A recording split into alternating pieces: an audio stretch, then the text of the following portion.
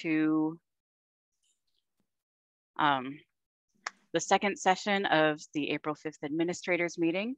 This session is Shifting to Sustainable Distance Learning, Exploring the Hyflex Model.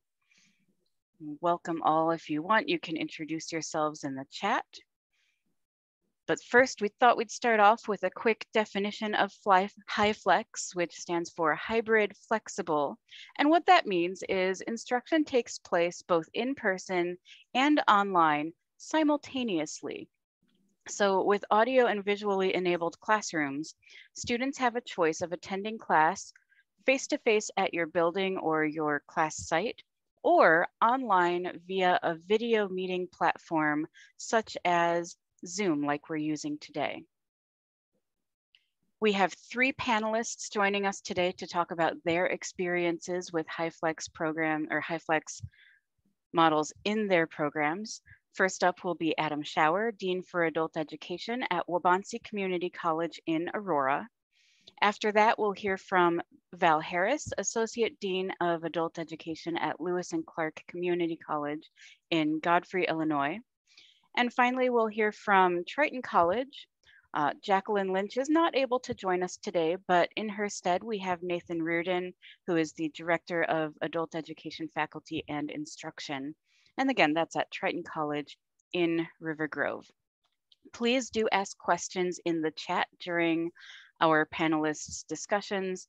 We do have a little time built in for some questions and answers, but if we don't get to every question today, I will be recording questions so that hopefully we can catch them later on. And with that, I am going to turn things over to Adam. Adam, thank you for joining us today. My pleasure, Jenny. Thank you for having us. Welcome, everybody. I'll just kind of zoom out here real quick because those of you that can see me, I'm currently in one of our flex rooms right now here at Waubonsee. So basically our setup is, you see the camera will focus on me as we speak, and as I move around the room, the camera has the capability of following us to different areas, focusing in on my voice as we move along. So I'm going to share my screen and we'll talk a little bit about our flex model here at Waubonsee. We're so efficient, we drop the hyper part of it and we just call it flex. And of course, I'm getting a phone call right as we go along. So I'm going to share my screen right now.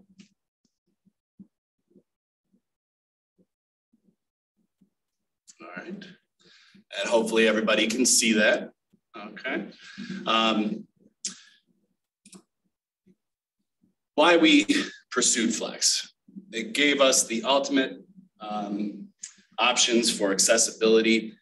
We had been exploring Flex models prior to the pandemic, and luckily we had our first fully integrated Flex room online prior to the pandemic, and it gave us options.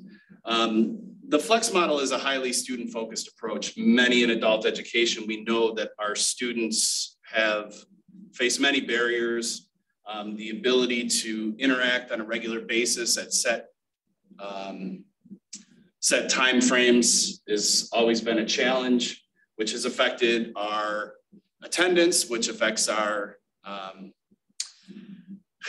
generation and all of the other different factors that come into play. It allows the student to really focus on how they want to interact with the class. And so it also allows students to have access to learning resources all the time. So how does our Flex model work? So basically the class is an entity. We go into our Outlook here at Waubonsee and we set up a class and we invite the room. Currently, I'm in our room 441. And we set the time frames, much like you would with any Zoom meeting. When that designated time comes around, the room opens up. It's pretty cool to watch because as soon as that time frame kicks in, the cameras pop up, the lights come on, showtime. You can teach your class in any manner that you choose. Okay, right now I've got the camera set to this, but we have a document camera that we utilize regularly. You can share content. You can have the camera focus on the screen if you don't want to share. Megan asked me to write something inspiring on the board, but we can change the camera angles to be able to focus in if we're using the whiteboard.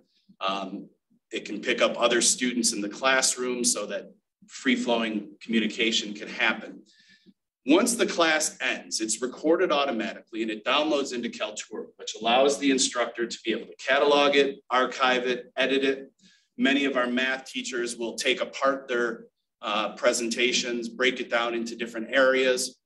It automatically captions it, and then it uploads them to our LMS, which we currently use Canvas here at Waubonsie.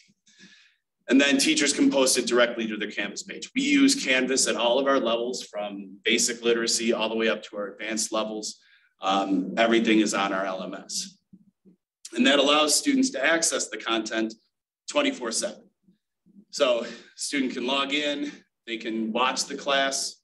One of the things that our teachers were able to do, especially during the pandemic, was they could allow students a full asynchronous option. And what they would do is they would embed little keywords throughout their presentation. And the student would just have to report back to them saying, you know, this was the first keyword, this is the second keyword, showing that the student had in fact watched the lesson. Students can interact anywhere. That's the key to the flex modality, is that a student has the option to be able to come into class, interact with the teacher and the other students one-on-one. They can interact live via Zoom, you know, especially during the pandemic when schools were closed. It allowed students the opportunity to be home with their children and then also be able to engage in the educational content. And then supportive services, like I said, they can always go back and rewatch what the teacher has posted.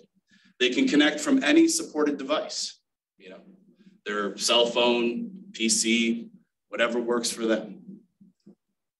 So this is what I'm looking at right now, okay? I am looking at it from behind the desk. You can see I've got the Zoom on the left and my presentation on the right, and the camera's situated right in the middle to kind of avoid that awkward, you know, eye contact thing where you're looking off to the side, but each of the rooms has a hyperbolic microphone located in the ceiling that can pick up sound. Megan Jones, our data and compliance manager, is in the classroom right now. And if we were to start having a conversation, please say hello. Hi, everybody. So the sound is wired throughout the room so students can interact and individuals that are on the Zoom can also interact with it.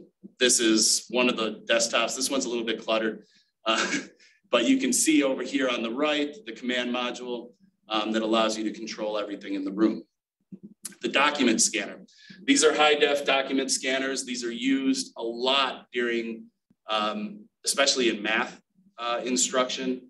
When we first started the flex rooms, quite a few of my math teachers asked me to include a budget line item for manicures because they are so high depth that they were self-conscious about the shape of their nails. So I've yet to be able to put manicures on our budget line item, but these are excellent, very sharp cameras. We currently utilize our flex rooms in all levels of our math instruction, and then in our ASC high language arts. The flex room that we're in, we made a conscious decision as soon as this technology was being explored by the college, we jumped on it. We had instructors that were interested in it. And that's one of the things is you know, the institution was looking at it as an option for their credit side. We saw the great opportunities that this afforded adult education students. We jumped on quickly. We became the earliest adopters of the flex room technology. And, you know, we've had very good success. From an administrative standpoint, it gives us a lot of flexibility also when we're scheduling our classes. With our online classes, you know, we may have 7 students that are interested in a fully online experience, which obviously is not enough to be able to run that class effectively. And so having the flex modality it gives us an opportunity to combine those classes. So students that are full online can be folded into the flex room along with students that are looking for the traditional classroom experience. And then give them the option also that, hey, stuff happens. I've got to stay home with a sick kid. They're still able to join in, but then come back to class the next week and go from there. So we've had a lot of success with it in our high school equivalency. We really would like to explore the opportunities in our English language acquisition and hopefully, pilot something in the fall. The rooms are expensive. They require an institutional commitment to the technology. Currently, the camera, Aver Cam Pro 520, and these prices are reflective of the current economy. Technology is very difficult right now. So we have 2 rooms that are dedicated right now for adult education, but that doesn't mean that when we're not using them, that the credit side is not able to use them. Here at the downtown Aurora campus for Waubonsie, we have 4 total flex rooms utilized by every program. They're also great for hosting meetings such as this. So you can see some of the basic costs. The initial cost pre-pandemic was right around $12,000. So you can see what the pandemic has done to the cost of these rooms, but they are an institutional commitment to be able to focus on this modality. So that's just kind of a little preview of how we utilize it. And I can stop sharing content. And then, how am I doing on time? Am I still at my 13 minutes there? You're good, Adam. We have a couple of minutes for questions if anyone would like to put a question in the chat specifically for Adam. We did have a question earlier. We have a question from Claudia Mosqueda. She says, your college paid for all rooms. Do you have to contribute financially, I believe, as adult ed? Well, the first room that we had that was dedicated directly to, we did subsidize using CARES money because we saw that this was a need during the pandemic to be able to, we offered all of our classes in a full remote, but we also had hybrid classes that met 1 day a week. So we were able to utilize some of the technology grant money that we received to be able to build our first room. Because we were the early adopters of it and we were using the other rooms in the building for adult education classes, the institution saw that it was worth their investment to add another room. And so that's how this was done. So, that's why I encourage everybody, if the institution is looking at bringing on technology, be one of the early adopters, be one of its biggest fans and cheer it on, because the administration will see that and they'll say, okay, let's give them some more resources. And that's exactly what happened here. We moved up the list of departments to be able to get access to more of these rooms because we're using them. And we're using them effectively. And the institution loves that, that we are. So good. We had our adult ed faculty were training faculty, full-time faculty, other institutions, as much as we can, because this is a great opportunity for the adult ed market. Good. I think we have time for one more question before we move on. And the question I think I would like to hear an answer to is, how many students have you had interact in this strategy, and is there a percentage of success? Is there a percentage of success? So, good question. We've had, I don't have all of the numbers, and I'm willing to pull those and send those out to the group. We have run all of our math classes this whole fiscal year in the flex modality. Different classes have had different levels of success, and a lot of it is A lot of it is many times focused on the instructor's comfort level with the technology. At our math levels, we've seen an increase in our retention for the students moving forward. To be able to pull everything together, our flex retention rate is higher than our full online retention rate. And so that was one of the things that we looked at when we were combining the sessions, working a lot of our full online classes that had lower numbers into flex modalities as opposed to standalone online. But I'd be more than happy to pull that success data and send it out. All right, well, thank you so much, Adam, for joining us today and sharing your Flex classroom. With that, I would like to introduce Dr. Valerie Harris from Lewis and Clark Community College. And I'll also note that I know there were several questions for Adam in the chat that we didn't have time for. I have recorded those questions, and if we have time at the end, we'll come back to those. Or Adam doesn't know this, but I might ask him to answer those later, and we can send them out along with the slides. All right. Val, there you go. Well, good morning, everyone. Adam actually was one of the phone calls that we made early on in our process, and you'll see we're not quite as fancy as Wabanzi, but hopefully we can learn from each other. We are now shifting over to calling what we're doing Hyflex, which is technically correct, even though we all called it BlendFlex for a while. But apparently BlendFlex is more of a scheduled approach to virtual and in person. So just so you know. Our why for doing BlendFlex was equity and access and flexibility. And we're learning that there's a whole lot more. There's just a lot of cool things that you'll be able to do once you start using these modes of instruction. We were fortunate. We wrote Innovative Bridge Transition Program grant for FY21. Just to give you an idea, it took so long to get the equipment and all of that in place that basically we started our pilot in FY22. So we're early on and still learning a lot.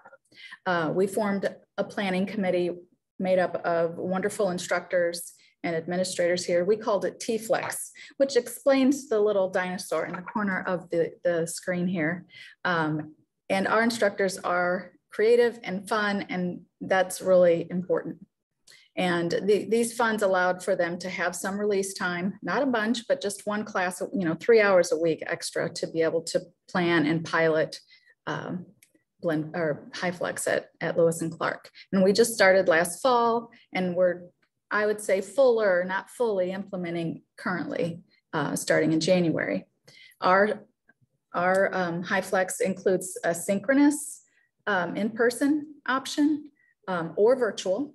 So those are happening at the same time in the Zoom or the room, and an asynchronous option. In our case, it's not as fancy as what they're doing at Wabanzi.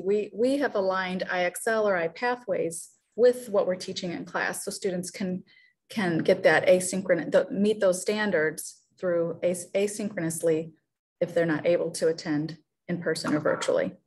We're able to offer classes morning, afternoon, and evening. And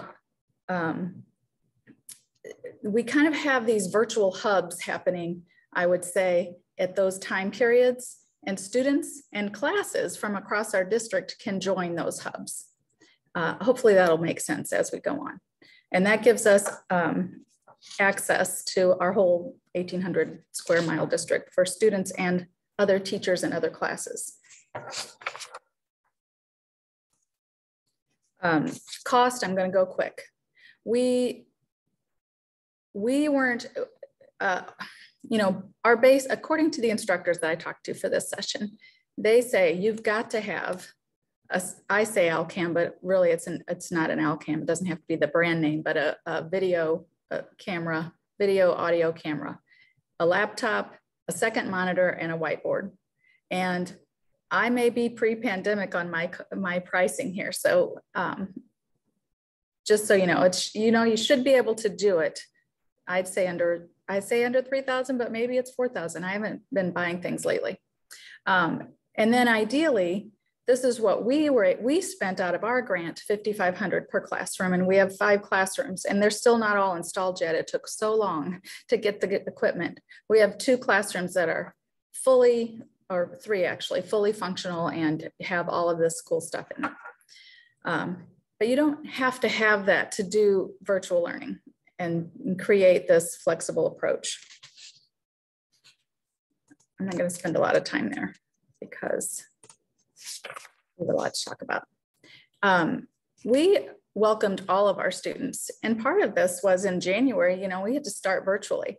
And so we just kind of opened it up virtually to everybody. And for 2 weeks, that was the only way students could come to class. And what we're finding is that most students are able to do the virtual synchronous learning. And some students that have low digital literacy are going to struggle. And we, of course, invite them to come in person.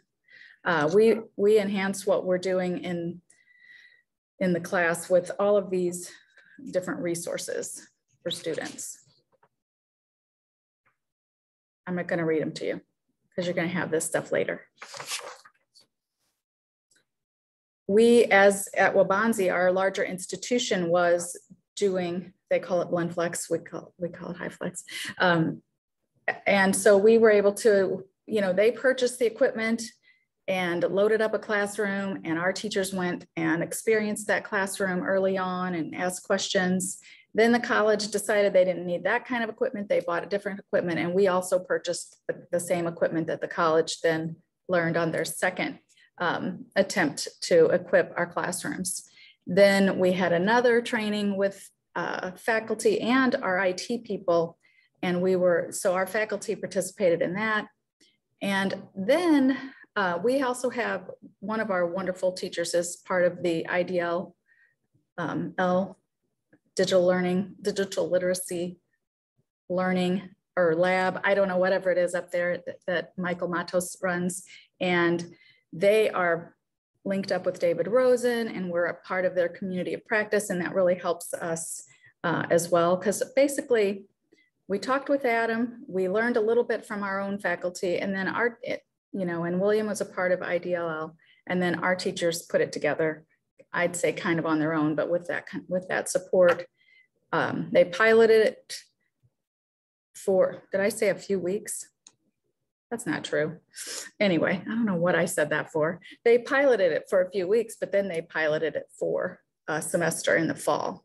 And then we kind of I guess when I say full launch, we did a full pilot in the fall after kind of trying things out for a few weeks. I don't know what I'm talking about in my screen right there. Sorry, you guys. I was talking to the teachers and typing this up. I think that one little line there probably needed some editing. Our teachers created a manual for the other instructors, and they then back in August, they did a training for all of our teachers. That was a little too soon, as it turns out, because it was really only the core group of 4 instructors that were using it at first. So we still need to do some training of our full instructional staff. And I just included on here, and this is something I added, this New Readers Press Blended Learning Manual. It was put together by David Rosen and Jen Vanek from World Ed. And it just kind of goes through kind of step by step, and also has some other really good resources as a part of it. So I just wanted you to have that. So I have 5 more minutes, right? No, okay. Results, reactions, and retention. We don't know yet. We're still figuring this out. But our pilot from last fall, we had 83 students that had the option of attending either in person or virtually. And so of those, 46 were virtual, 30% were in person, and 24% attended both ways. And that's higher than normal. We find people really, they kind of either attend in person, or they attend virtually, or they attend online. And there's not a lot of overlap, but it's a possibility, and they appreciate it. We also did a survey, and we had 42 of those students complete the survey. And even though they chose one mode, they really hope that they're able to have the option of switching between modes. And I felt it was pretty cool that that classmates, you know, over half of them felt connected to the students that were virtual if they were in person, and vice versa. And over 90%, 95% felt like they were treated equally, whether they were virtually attending or in person. So I feel like our instructors are really doing a good job of trying to make everybody feel like they're part of the classroom. We added more locations in January, and William did an experiment, and I'm not going to have time to go through it exactly how he came up with this, but he's saying so far the students that are not blended are almost 3 times more likely to stop out of classes than those that are blended. So that is compelling. And I do think that because we don't even have a full fiscal year of data yet, we are just, you know, to be continued, and we'll have to get back with you on more data. Now I'm going to go fast.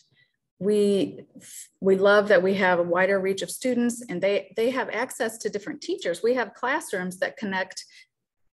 We use one Zoom link in ABE, GED, and one Zoom link in ESL classes. And we have the capacity for our teachers that are teaching in person over here to virtually connect, you know, in a breakout room with a class that's you know, kind of at the hub. So if a student's in-person class is doing science, but they really want to work on math that day, they can join that math class virtually. And it's really opened up a lot of access to different teachers, their styles, different contents.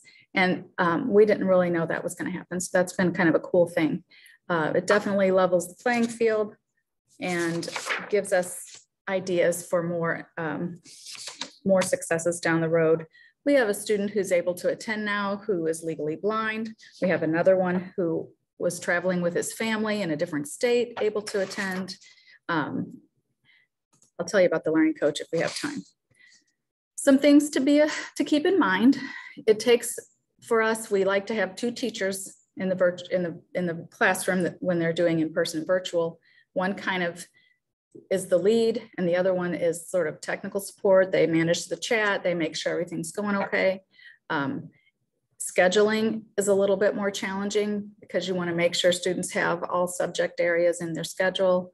Aligning asynchronous to synchronous learning outcomes has been a little bit time consuming, and testing to be fully flexed needs to be offered remotely as well. And then we have to think about our tutoring and our case management support and that kind of things. So, and there's also the dreaded internet access, which can still be a challenge for people. Last slide, we're gonna make it. We decided right away we had to use Zoom. Blackboard Collaborate did not work. We used one Zoom link for ABE, GED, and one for ESL so that, you know, that made it just easier to manage. We have a medium-sized program. You know, we serve about 300 students a year, so we're not really huge. That could get to be challenging if you were really huge. We allow our students to have their cameras off. I hate that because I like to see their cute faces, but it's you know, it gives them more comfort if they're able to have their cameras off. And expect things to take long. And we have to be mindful of what in-person and remote learners see. And they don't, you know, now we don't write on the whiteboard only, we also use electronic things to make sure that all students are having access to the same instruction. Say, listen to your instructors. It's really important to use multiple learning styles and active engagement strategies, especially now. And of course, having IT is important. And I'm going to say, our teacher quote to close it out is, even with all the effort, it's worth it. This has probably been the most fulfilling experience as a teacher that I've had. The team teaching makes each of us better, and the collaboration has been amazing. We're able to rely on each other's strengths, and students feed off of this as well. So there you go. That's Hyflex at Lewis and Clark as of today. Wow, what a nice way to end that with the teacher quote. I love it. Well, thank you, Val. I think we have time for just one question in the chat from, it looks like Shamir. Oh, I skipped over it. there's a question. Does allowance of cameras off result in increased attendance? You may not have data, but maybe you have some thoughts. I don't know about attendance, but I think it has to do with comfort. And I'm trying to find my notes because I actually wrote about it. And then and students not having to share their household, or the craziness that might be going on in their household. I know some of our teachers actually leave their cameras off for the same reason. Here it is. Sorry, you guys. So no, I wouldn't say that necessarily.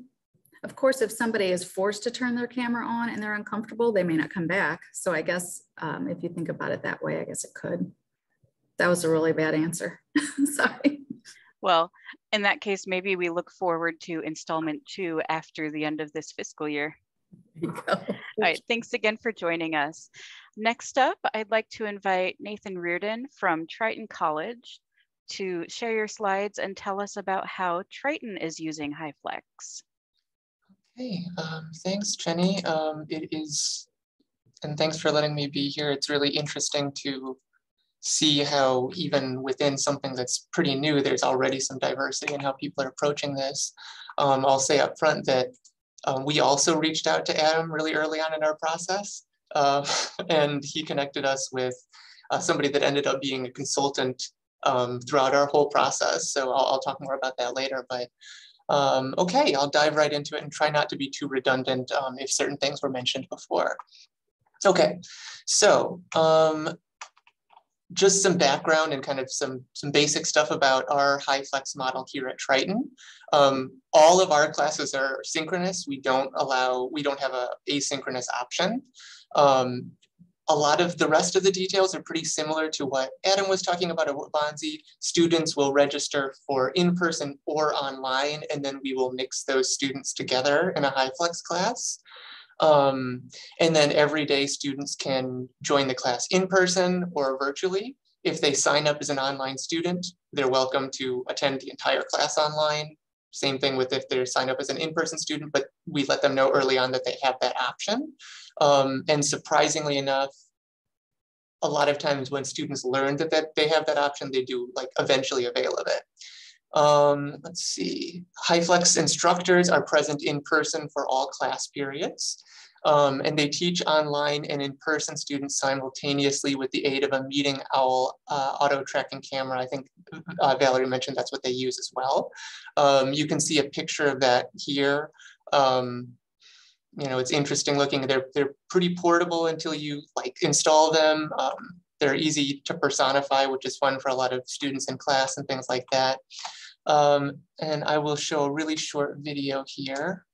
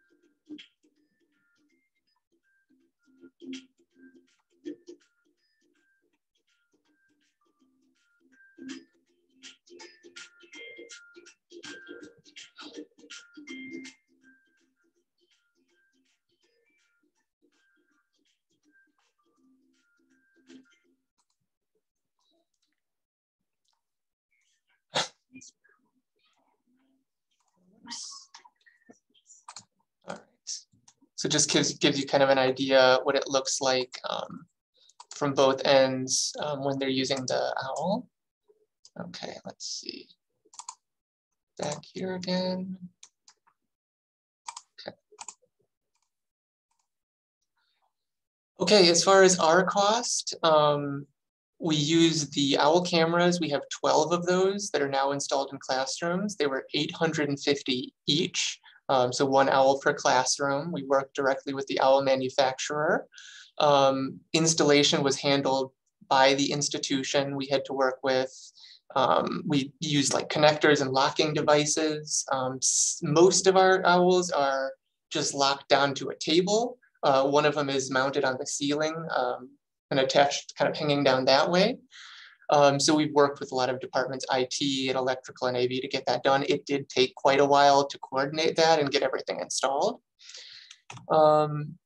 Other kind of more like human personnel costs, we did pay a consultant $1,500, which included the support through support previous to our pilot, support during the pilot, and then working on a professional development session that we ran for all of our faculty before we rolled out the Hyflex program like in a wider scale. That was a faculty member from Wabanzi who had a lot of experience working in the Hyflex format and could give a lot of their experience about what worked, what didn't, and it was super helpful. We had a group of faculty that also we formed a subcommittee similar to what Valerie talked about for Hyflex. We paid them $400 to $500 each. It's based on their pay rate, which is related to how far they are along on the standards proficient pathway. And that included working on the pilot and then also working on the professional development session as well. Okay, as far as like the scale of our program, we use Hyflex in all levels of ESL and in all levels of GED, language arts and math. So it's pretty, widely scaled throughout the department. In each of the, as far as other curriculum that we use in those classes, all of our ESL classes use English Discoveries. Our GED, math and language arts use Essential Education. Except for level 4, which we use iPathways. For Spanish GED, we use Aztec GED. And so in addition to those online commercial curricula, we also have blackboards that are previously built out that we copy the mother shells into each individual shell every semester. So instructors kind of have that Blackboard shell to work with in addition to the online curriculum. All right, so our process for the Hyflex, similar to kind of what Valerie mentioned before, we formed a subcommittee of 5 really strong, really tech-savvy faculty. We asked the consultant to be part of the subcommittee, and then I was on the subcommittee.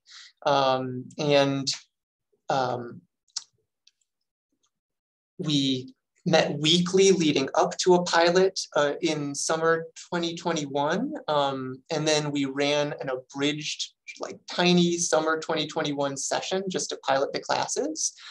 And then based on the information that we gained during that pilot, I worked with the coordinator and all of the faculty involved on that project to create a 3-hour pre-semester workshop, which we developed in the Hyflex format so teachers get an idea of what that felt like. And basically the structure of that was I shared some background research and best practices on Hyflex, and the faculty and the coordinator shared their kind of hands-on experience working with Hyflex in the pilot. I'll just say that it was crucial to have the faculty involved in the pilot as part of the professional development. We would have not had the level of buy-in that we did if it was just me telling people that they should use it and like it. As far as getting people used to the OWL camera, we did that pretty early on when we were even just thinking about Hyflex, when we had like an OWL demonstration for instructors and just allowed people to join virtually in person to just see what it would look like, and that we opened that up to all faculty and staff. And then later on, after the professional development on Hyflex, we had 2 drop-in days for the instructors that were assigned Hyflex classes, where we just sit in a Hyflex room for like the whole morning. And if instructors wanted to come in and play with the camera and mess around with it and get ready for the upcoming class, they could do that. We also supported Hyflex, or the Hyflex faculty throughout the semester. I was involved in that, and the Hyflex subcommittee was involved in that as well.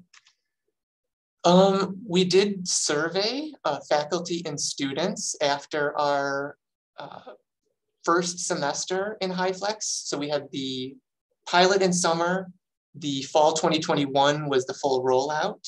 And then after fall 21, we surveyed faculty and students. Comments from students, students said that they liked the flexibility, makes it easy to continue, useful format. They liked English discoveries. They liked the OWL.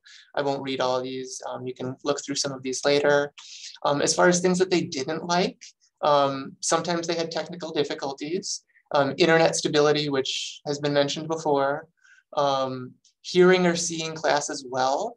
The OWL works, but it is not as high tech and easy to control as what Adam is showing in his classroom right now. It doesn't have the amount of granular manual control as far as zooming around and things like that.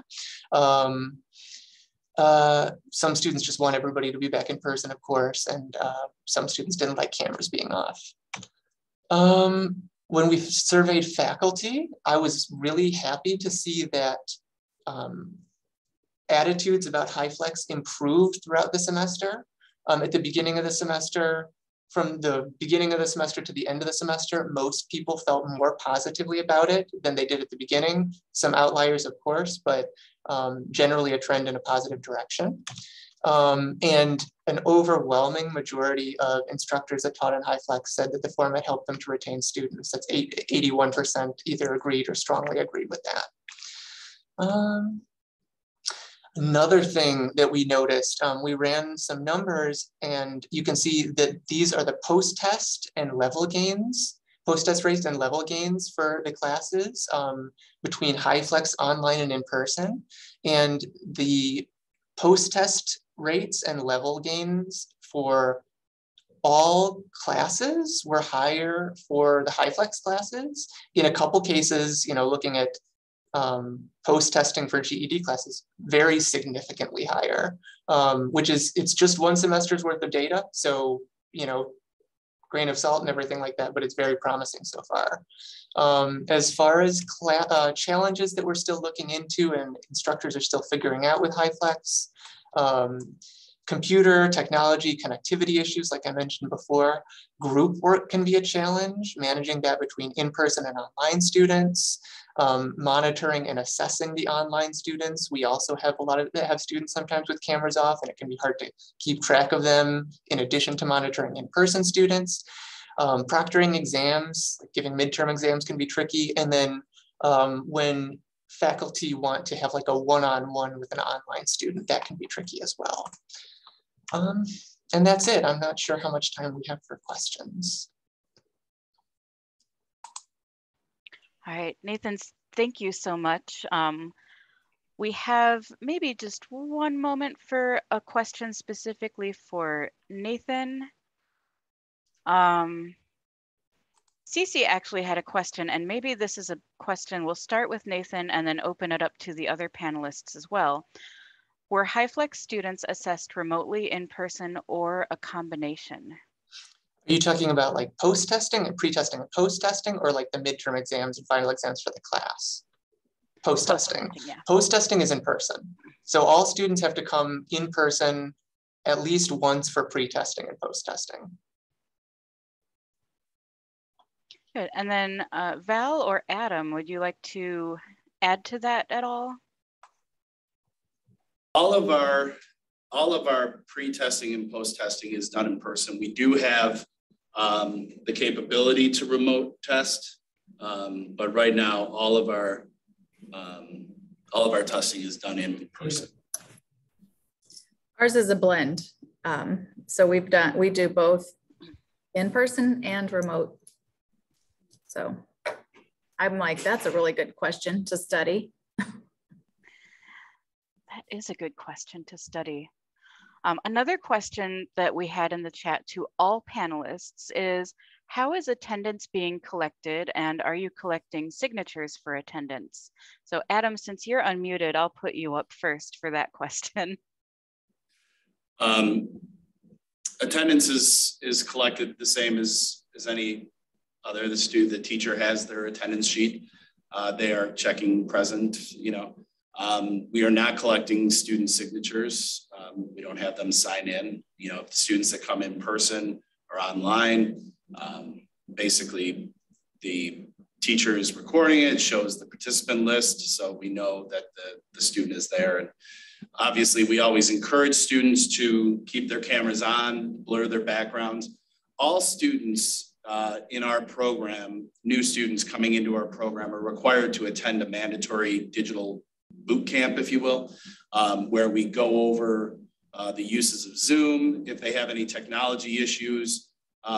You know, thanks to our CARES Act technology money, we were able to, you know, have a lending library of Chromebooks and laptops and Wi-Fi hotspots, and that is also supported additionally through the institution. So students are never dropped cold into a flex class.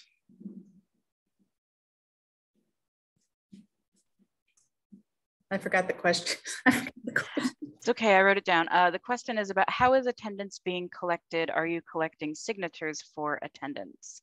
Yeah, same as Adam. The only, where we were really brainstorming and trying to figure out how to collect attendance was for the online, the asynchronous part. And it ends up, you know, since they're working on IXL or iPathways, then we're able to do that and give independent attendance, the independent attendance hours for that work and regular attendance for their virtual or in-person attendance. That helps. Hey, Val, could I add something to that? Of course. Hi, folks. This is Jeff Campbell. I work with Val at Lewis and Clark.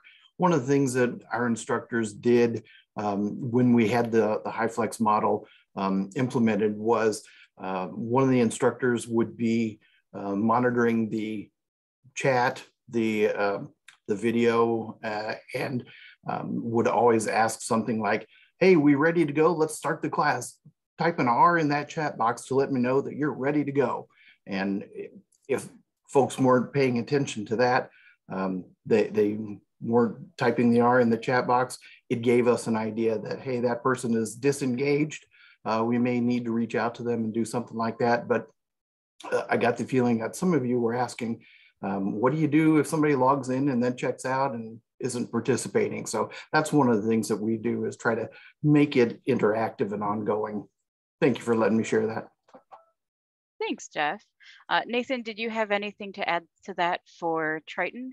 I mean, not really. The instructors just check attendance like they normally would, and then post it to Daisy every week. And then we have them sign their Daisy sheets and send them in every couple weeks.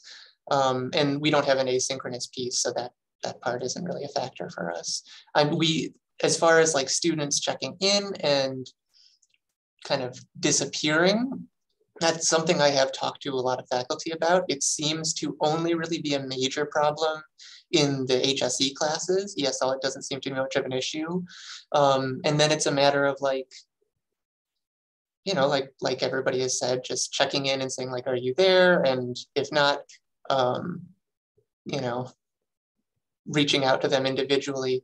I did hear a really great idea. I can't even remember who I heard it from recently, but somebody said that they had heard of somebody who, when a student was being non-responsive, they would just kick them from the Zoom room, and then the student would have to rejoin manually, just to kind of make sure that students are paying attention. But I don't know how widely that's being used. As a classroom instructor myself, that is an interesting solution. All right, well, we have only about a minute left of our session. Actually, my clock just switched over to 11:50. So I know we did not have time to respond to everyone's questions today. I have recorded all of the questions that I've seen in the chat, so I will hopefully get some additional responses from Adam and Val and Nathan in the coming days, and we'll be able to post that document along with the recording and the slides. I believe they'll be going on to the Excellence website, so you'll be able to see that within about a week. Catherine has put that same information in the chat. Thank you all so much for joining us today. Thank you so much to Adam and Val and Nathan for sharing your expertise. I'm sure If you have additional questions, you can reach out to us later. And with that, the next session starts at 1 o'clock. So enjoy your lunch and we'll see you all at 1. Thanks, everyone.